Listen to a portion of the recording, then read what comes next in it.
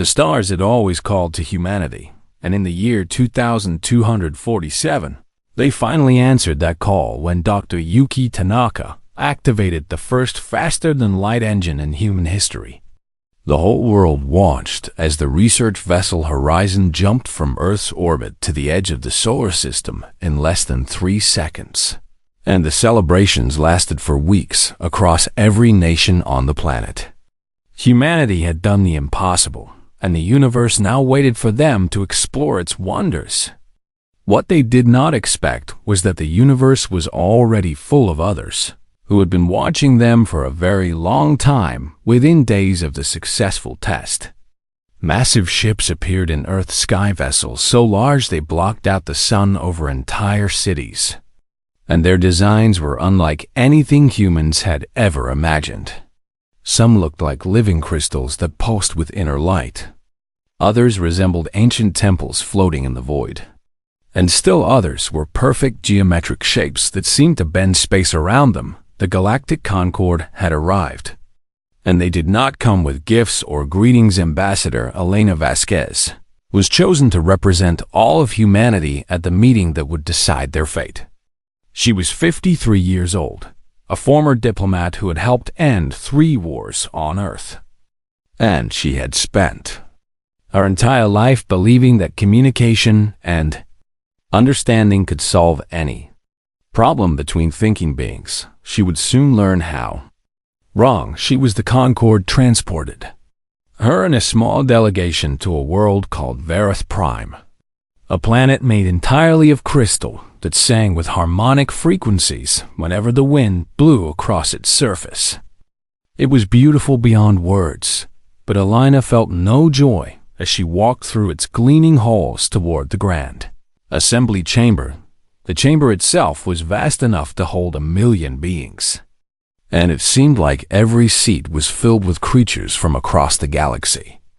Elena saw beings made of pure light sitting beside creatures that looked like walking mountains, and entities that existed as swirling clouds of gas communicated with things that had no form at all. At the center of this impossible gathering sat the 3 ruling powers of the Concord. The Velthri were the first to speak, and their representative floated above the assembly like a ghost made of starlight. Their voice echoed in Elena's mind rather than her ears, and their words carried absolute certainty. "We have watched your species for 10,000 of your years," the Velthri said, "and we have seen what you truly are." The Korvan spoke next, ancient reptilian beings, who claimed to have witnessed the birth of 100 stars. Their representative was covered in scales that shimmered with every color imaginable, and their eyes held the weight of ages beyond human comprehension. "You wage war upon your own kind," the Korvan declared, "and you do so with joy in your hearts. You poison your own world for temporary gain. You create weapons capable of ending all life on your planet, and you have come close to using them more than once."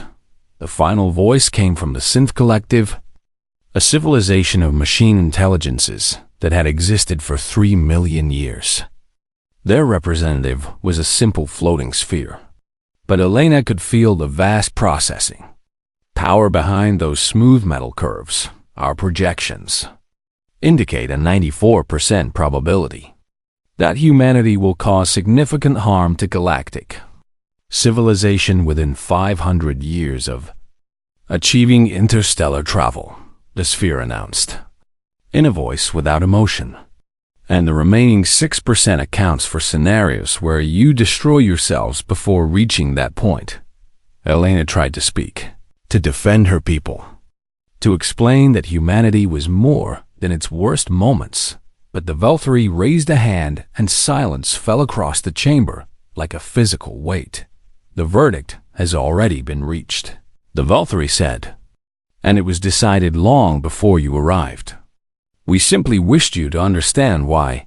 The sentence was total banishment day. Containment field would surround the entire Sol system, a barrier of energy that no human vessel could penetrate and no alien vessel would cross. Earth would be removed from every star map in the galaxy, deleted from every database, erased from every memory. As far as the Concorde was concerned, humanity would simply cease to exist. Elena listened as the sentence was read, and she felt the weight of 8 billion souls pressing down upon her shoulders. She thought of her daughter back on Earth, of her grandchildren who would grow up in a prison they could never escape, of all the dreams of exploration and discovery that would die behind an invisible wall. When the Valkyrie finally asked if she had anything to say, the chamber fell silent in anticipation. Elena looked around at the assembled beings, creatures who had crossed the stars, who had built civilizations that lasted millions of years, who possessed technology that seemed like magic to human eyes. And she saw something she recognized in their alien faces: fear. They were afraid of humanity, and that fear had driven them to this moment. They could not understand a species that fought among themselves, yet still reached for the stars, that destroyed and created with equal passion, that felt emotions so strongly they could reshape entire societies in a single generation. Elena had been given 30 seconds to speak, but she needed only 5. "We will remember this," she said, and her voice carried across the vast chamber without wavering. The Valkyrie seemed confused by such a simple statement, and the Korvan exchanged glances that suggested they expected something more dramatic. Even the synth collective sphere flickered slightly as it processed her words, but Elena said nothing else. She simply stood there, with her head held high, as the assembly voted unanimously to seal humanity away forever. The delegation was returned to Earth, and within hours, the containment field activated around the Sol system. From outside, it would have looked like a bubble of distorted light surrounding the sun and all its planets. But from inside, humans could see nothing at all, just the same stars they had always known. Now forever out of reach, the galaxy moved on with its business, and Earth became nothing more than a story told to frighten young species about the dangers of unchecked emotion. But behind that invisible wall, 8 billion humans looked up at the stars they had been denied, and they began to plan. Elena Vasquez lived for another 40 years, and she spent every single day working toward a future she knew she would never see. When she finally passed away at the age of 93, her last words to her great-granddaughter were the same ones she had spoken to the Concorde. "We will remember this," she whispered, "and one day they will understand what that means." The galaxy had made a terrible mistake. They had given humanity a reason to unite, a wrong to right, and a century to prepare. They had no idea what was coming. 100 years passed behind the barrier, and the galaxy forgot that humanity had ever existed. At all, parents told their children stories about a dangerous species that had once threatened the peace of civilized space. But those stories grew more fantastic with each generation. Some said humans were giants who breathed fire. Others claimed they were shapeshifters who could become anyone's worst nightmare.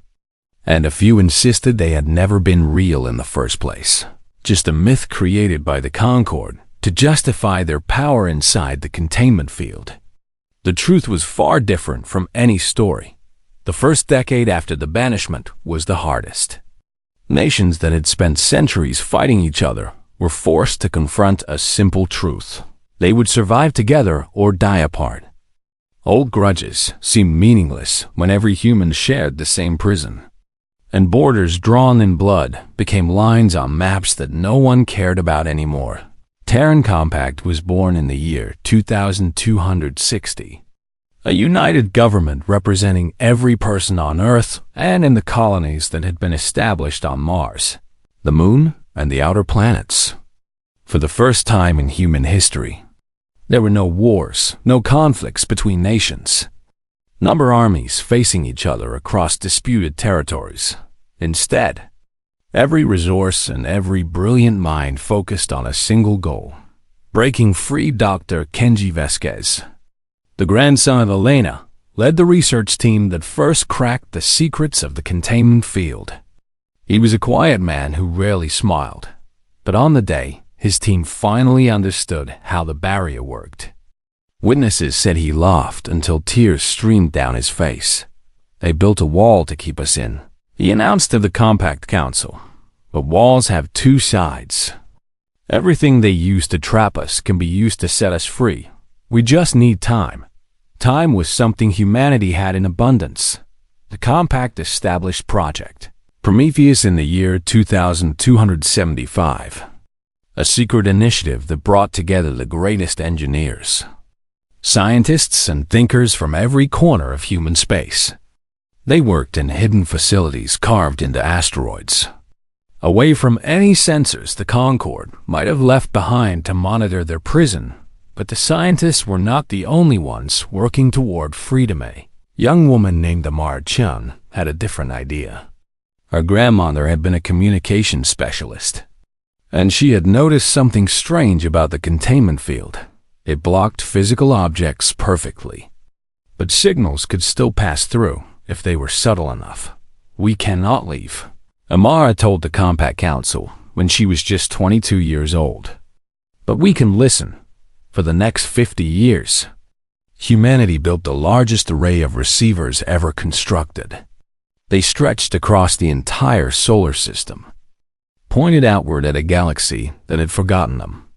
And they captured every transmission, every communication, every whisper of information that leaked through the barrier. What humanity learned changed everything.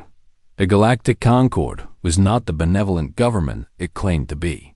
It was a system built on fear and tribute, where powerful species protected weaker ones in exchange for resources and obedience. Those who could not pay were abandoned, and those who refused were contained just like Earth. There were other species trapped behind barriers just like humanity, the Varax, a race of gentle philosophers who had asked too many questions. The Melthari, silicon-based beings who had refused to share their unique technology. The Kryanak, insectoid creatures whose hive minds the Synth Collective found threatening humanity, was not alone in their punishment.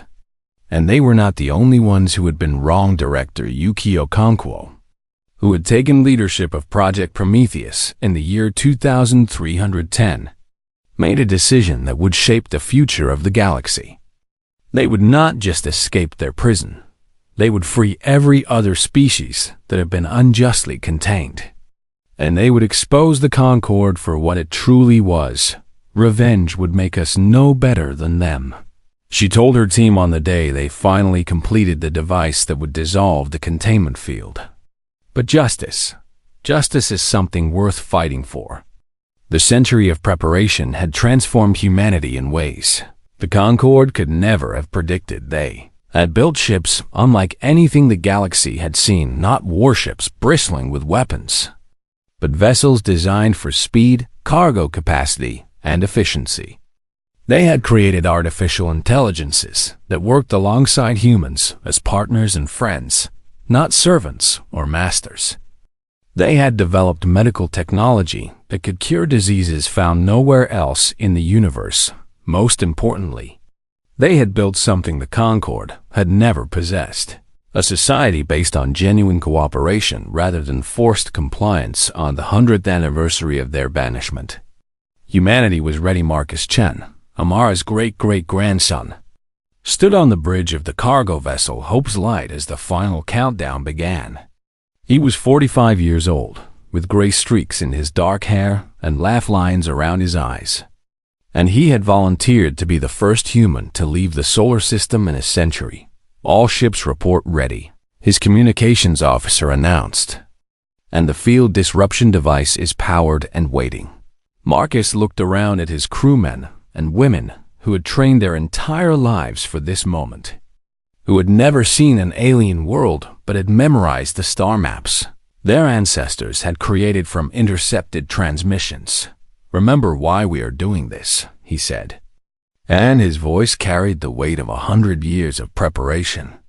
Not for revenge, not for conquest, but to prove that they were wrong about us. "We show them who we really are through our actions, not our words." He gave the order, and across the solar system, a network of devices activated simultaneously. The containment field did not explode or shatter or fade away dramatically. It simply stopped existing, as if it had never been there at. All the stars that had been denied to humanity for a century were suddenly within reach once more. Marcus felt tears running down his cheeks as the Hope's light engaged its engines and crossed the threshold where the barrier had once stood. Behind him, thousands of other vessels followed, not an invasion fleet, but a fleet of mercy, loaded with supplies, medicine, and technology they intended to share with anyone who needed it. Galaxy had banished humanity and expected them to fade into forgotten history. Instead, humanity had spent a century becoming something better than they had been before, stronger, wiser, more united, and absolutely determined to prove that compassion was not weakness. The Concord had no idea what was about to happen, and by the time they realized the containment field had fallen, it would already be too late to stop what humanity had set in motion. The first reports reached the Corvan High Command 3 days after the containment field collapsed, and the military leaders could not believe what they were hearing. A single human vessel has entered our system, the sensor officer reported with confusion in his voice, and it is requesting permission to dock at the orbital station. High Commander Voss, a veteran of 1,000 campaigns who had personally overseen the blockade of rebellious worlds, stared at the display screen with his ancient eyes.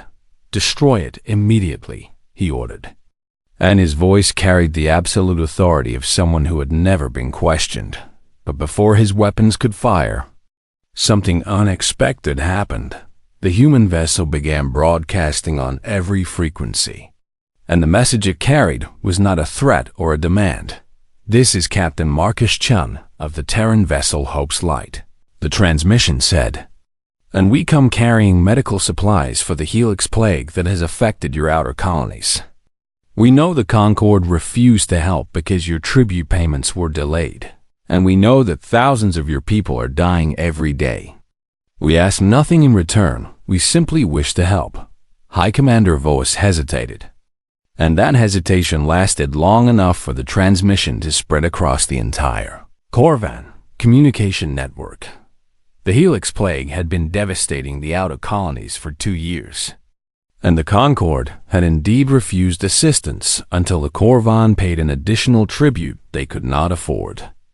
Millions had already died, and millions more would follow without treatment. "This is obviously a trick," Voss declared. But even as he spoke, he could see the doubt spreading among his officers. Captain Chun's voice came through the speakers once more. "High Commander, I understand your suspicion a century ago. Your people voted to imprison mine forever, and you have every reason to expect anger. But we did not spend 100 years preparing for revenge. We spent it preparing to show the galaxy that humanity is not what the Concord claimed. You can destroy our ship if you wish, but we ask only that you take the medicine first. Your people should not suffer because of decisions made before most of them were born." Voss stared at the small human vessel on his display, and for the first time in 300 years of military service, he did not know what to do in the end. He did not destroy the ship. The medicine worked. It was specifically designed to combat the Helix plague, created from data humanity had gathered during their century of listening. Within weeks, the death rate in the outer colonies dropped to nearly zero, and Corvan citizens who had expected to die found themselves recovering instead. News of what happened spread faster than the Concord could contain it, and soon similar reports came from across the galaxy. Human ships appeared at the forgotten world of Kethra Minor, where the amphibian Keth had been abandoned after their primary ocean became toxic from industrial pollution. Human environmental engineers spent months helping them clean their waters, and they asked for nothing but friendship in return. Human vessels arrived at the orbital stations of the Melthery, another species that had been contained like humanity. The Terran fleet did not stop to ask permission. They simply disabled the containment field and offered transportation. To any Melthari who wished to leave there, prison human doctors traveled to the poverty-stricken colonies of the Ventari, where children died from diseases that the core worlds had cured centuries ago. They built hospitals, trained local medical staff, and left behind technology that would keep the colonies healthy for generations. Everywhere the humans went, they followed the same pattern.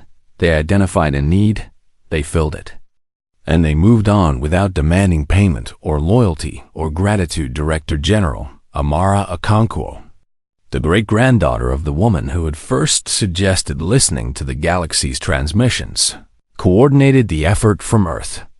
She was 72 years old and had never set foot on an alien world.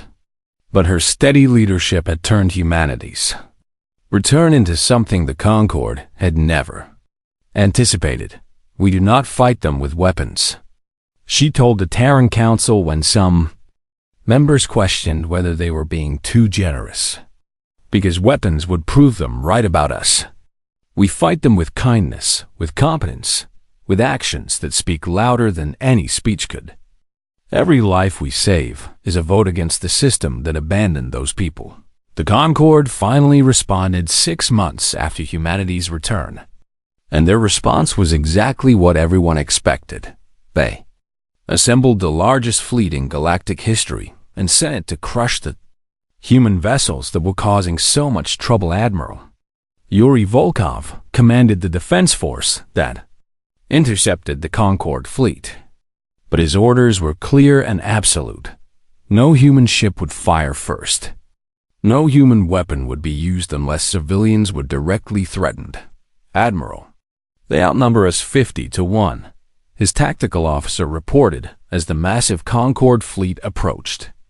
And our shields cannot withstand a sustained bombardment. Yuri nodded calmly. He had expected this moment since the day he took command. Open a channel to all frequencies, he ordered, and broadcast the following message. His words reached not just the Concord fleet, but every world that could receive them. And the message was simple. We did not come to conquer or destroy. We came to demonstrate what the Concord fears most, that strength can be used to lift others rather than crush them. Fire on us if you must, but you will have to explain to the galaxy why helping the helpless is a crime worthy of death. The Concord admiral ordered his ships to attack. But before the weapons could fire, something remarkable happened. Thousands of civilian vessels from dozens of species moved between the Concord fleet and the human ships merchants. Refugees, aid workers, and ordinary citizens who had been helped by humanity in the past months. They formed a living shield, and their message to the Concord was clear without words. The Concord fleet hesitated, and their hesitation turned into confusion. And their confusion turned into something that had not happened in 3 million years of Concord rule. Some of their ships refused to fire.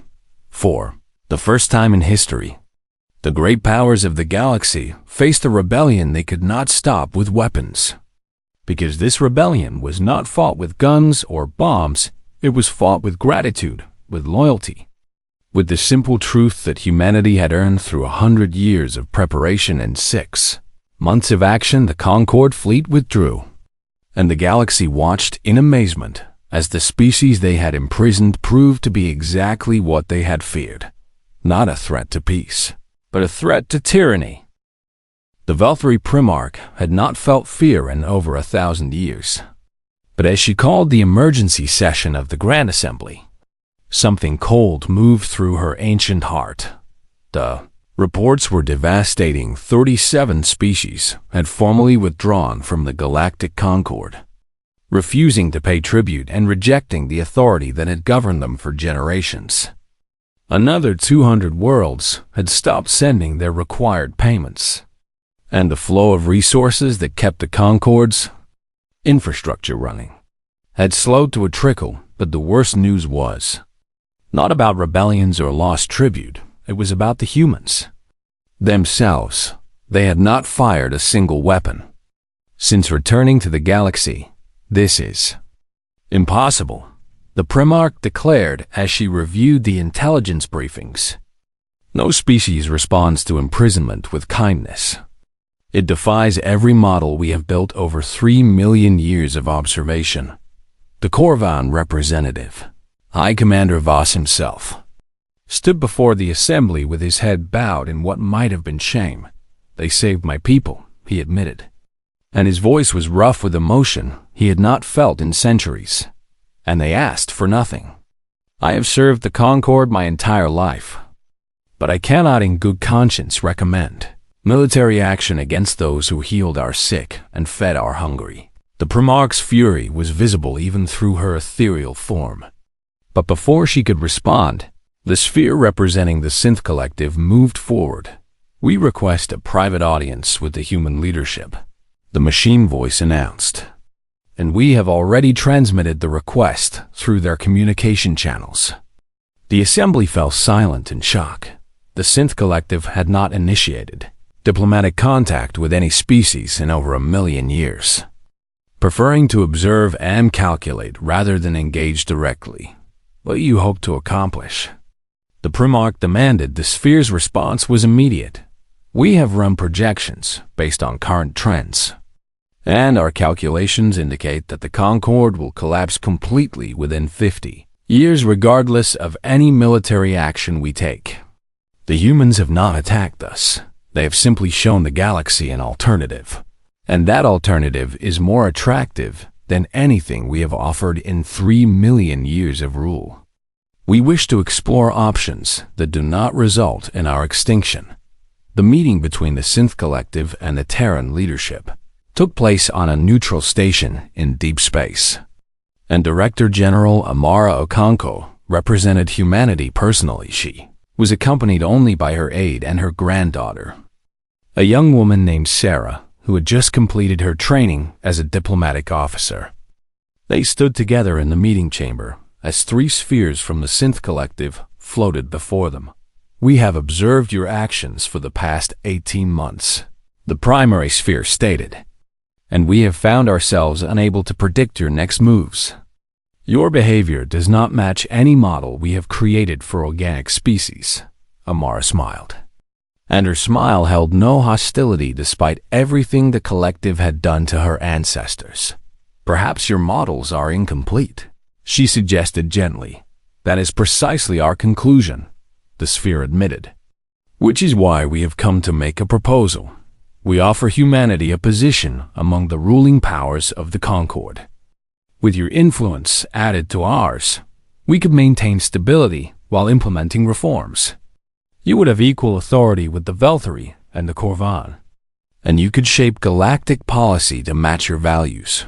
The offer hung in the air, and Sarah could see the temptation it represented, a chance to change the system from within, to have real power over the galaxy that had once imprisoned them. But Amara's answer came without hesitation. "No," she said. Simply the spheres flickered. In what might have been confusion, "We do not understand your refusal. This is the optimal outcome for humanity based on our projections." Amara stepped forward, and her voice carried the weight of 100 years of human preparation. "We did not break our chains to forge them for others," she explained. "And we did not suffer through a century of imprisonment to become the jailers. Your Concord is built on fear and tribute, and no amount of reform can change that foundation. We offer you a different path. You can join us as equals in building something new, or you can fade into history as tyrants who refuse to change. There is no third option." The Synth Collective deliberated, and their processing power was vast enough that their decision took only a fraction of a second. "We accept your terms," the primary sphere announced, "and we will begin sharing our archives with your historians immediately. The galaxy should know the truth about what we have done. Even if that truth condemns us, it was the first crack in the alliance that had ruled the galaxy for 3 million years. And it would not be the last over the following months." More species joined what humanity had started calling the Commonwealth, a loose alliance of worlds that shared resources and knowledge freely without tribute or threats. Corvan worlds joined despite their high command's objections, and Velthari colonies requested membership against the Primarch's direct orders. Humans welcomed everyone who came in good faith, asking only that new members treat others with the same respect they wish to receive. There were no complex treaties or binding agreements, just a simple promise to help those in need and stand together against those who would oppress Sarah Okonkwo, now a full ambassador in her own right, traveled to 100 worlds during this period. She learned that the galaxy was full of species who had suffered under the Concord's rule, who had been told they were too weak or too primitive or too different to deserve a voice. We were told the same thing, she would say to each new species they encountered, and we spent a century proving them wrong. Now, we offer you the chance to prove them wrong as well, not through violence, but through cooperation. Together, we can build something the Concord never imagined possible. The Primarch watched her empire crumble with growing desperation, and she knew that something had to be done before humanity's influence became unstoppable. She called a secret meeting with the Corvan, military leaders who still remained loyal, and together they made a decision that would determine the fate of every living being in the binge galaxy if they could not stop humanity through diplomacy or warfare. They would use the one weapon that had never been deployed in 3 million years of Concord, rule a network of ancient devices hidden throughout the galaxy, each one capable of destroying an entire planet. The final confrontation was coming, and everything humanity had worked for would be tested against the oldest and most terrible power the universe had ever known. The transmission reached every corner of the galaxy at the same moment, and the Velthari Primarch's voice carried absolute certainty as she delivered her ultimatum. The human infection must be stopped before it destroys everything we have built, she declared, and we are prepared to do whatever is necessary to protect our civilization. Hidden throughout the galaxy are devices capable of destroying entire worlds, planet killers that have waited dormant for 3 million years.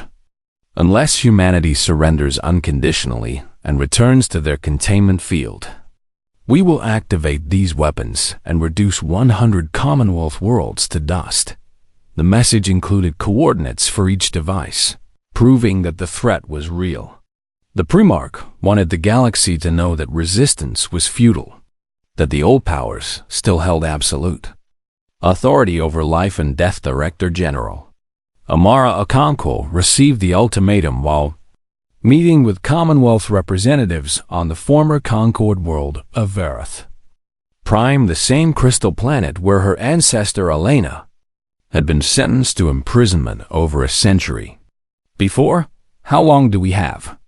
She asked her military advisor, Admiral Chun, whose great-grandfather Marcus had been the first human to leave the solar system after the barrier fell. She gave us 72 hours, the Admiral replied, and his voice was steady despite the fear that everyone in the room felt. But our intelligence suggests the devices are real and fully operational. The Commonwealth representatives looked to Amara for guidance, and she could see the terror in their alien eyes.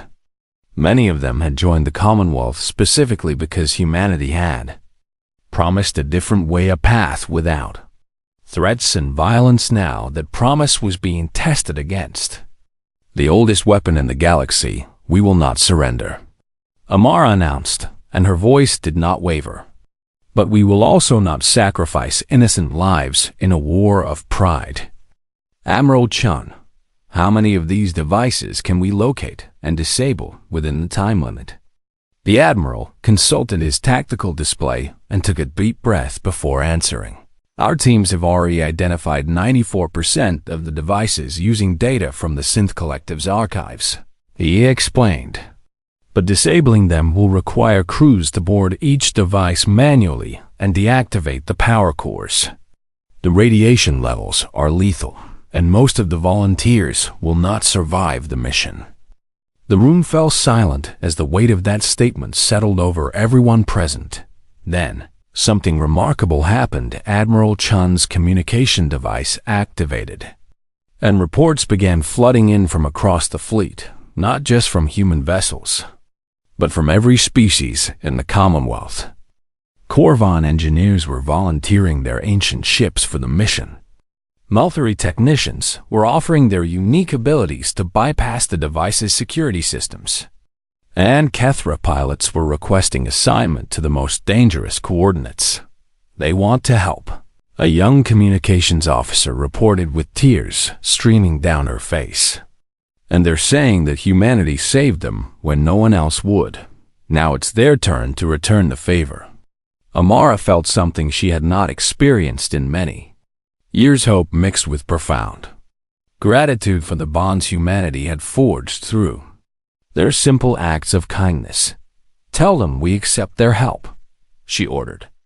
And tell them that whatever happens, the galaxy will never forget what they chose to do today. The next 72 hours became a desperate race against time as thousands of volunteers from dozens of species launched toward the planet-killing devices scattered throughout the galaxy. Commander Sarah Redhawk led the team assigned to the final and most heavily defended device, a massive sphere hidden in the corona of a dying star where the radiation was strong enough to kill even through the most advanced shielding. Her crew consisted of humans, Corvan, and 2 synth collective units who had chosen to join the Commonwealth rather than remain with their former masters. They knew the mission was likely one way, but none of them hesitated when the order came to proceed. The device is protected by automated defenses, Sarah reported as her ship approached the killing sphere. And our shields are already failing from the stellar radiation. We have maybe 10 minutes before the hull begins to melt. She looked around at her crew beings from species that had been enemies just 2 years ago, now united in a mission that would likely cost all their lives. I want you all to know that serving with you has been the greatest honor of my life, she told them. And whatever happens next, the galaxy will be better because of what we do here. They breached the device's defenses with seconds to spare, and the synth units worked frantically to deactivate the power core while radiation alarms screamed throughout the failing ship. Sarah held the manual override in place with her own hands as the emergency systems tried to reactivate the weapon. Core deactivation complete, the synth unit announced as the device went dark. But the ship's structural integrity is at 0%. Sarah smiled as the vessel began to break apart around them. Then we did our job, she said. And her voice was peaceful. And someone else will tell the story across the galaxy. Similar scenes played out as volunteer crews sacrificed everything to protect worlds they had never visited and people they had never met. The Primarch watched in disbelief as her ultimate weapon was dismantled piece by piece by the very species she had intended to threaten. When the 72 hours expired, 98 of the 100 devices had been destroyed, and the remaining 2 were captured intact by Commonwealth forces. The Primarch's fleet was surrounded by vessels from 100 worlds, and for the first time in 3 million years, the Velthari faced a galaxy that no longer feared them. Why? The Primarch broadcast on all frequencies, and her voice cracked with emotion that her species rarely displayed. Why would you sacrifice yourselves for worlds that are not your own? Commander Sarah Redhawk's final transmission had been recorded and preserved, and Admiral Chun played it for the entire galaxy to hear, because that is what it means to be human. Her voice said through the static of her dying ship, "We do not abandon people, even the ones who abandoned us." 1 year later, the Galactic Concord was formally dissolved, and in its place rose the Stellar Commonwealth, a true federation of equals, built on principles that humanity had carried through their darkest century at the inaugural assembly. Ambassador Marcus Chen, the same captain who had delivered medicine to a dying world in humanity's first act after escaping their prison, spoke the founding words that would echo through history. A century ago, You silenced us because you feared what we might say. But you were right to fear our words, not because they were weapons, but because they were a promise. We told you we would remember, and we did. We remembered every species you abandoned, every world you condemned, every voice you silenced. And we answered not with vengeance, but with action. Not with conquest, but with proof that there is another way. He paused and looked across the vast assembly of beings who had once called humanity monsters. The galaxy tried to teach us that we were too dangerous to exist. But instead, we taught the galaxy that danger is a choice, and so is hope. The applause that followed echoed across 10,000 light years. And the stars themselves seemed to shine brighter as a new era began. Earth had been banished in silence. But humanity answered with a future, and that future belonged to everyone who had the courage to reach for it.